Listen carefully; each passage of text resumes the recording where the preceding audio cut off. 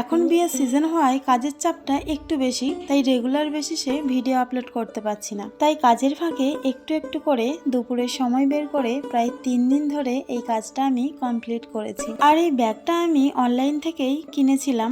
অনেক সময় কিছু জিনিস পছন্দ করে কিনলেও পরে আর সেটা ভালো লাগে না, তাই এটা যত্ন করে আলমারিতেই তুলে রেখেছিলাম। দেখো, একটা ভিডিও আপলোড করার পর মাথায় সবসময় ঘুরতে থাকে যে এর পরের ভিডিওটা কি নিয়ে বানাবো। তাই অনেক ভাবনা চিন্তা করতে করতে হঠাৎই ব্যাগটা আমার চোখে পড়ে, আর সেটা নিয়েই আজকে বসে পড়েছি।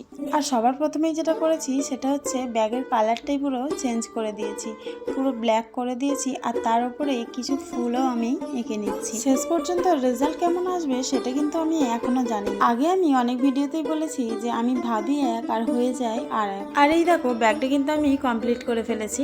এবার তোমরাই দেখে বলো যে ব্যাগটা কেমন হয়েছে, আর ভিডিওটা ভালো লাগলে সাবস্ক্রাইব আর লাইক করে দিও।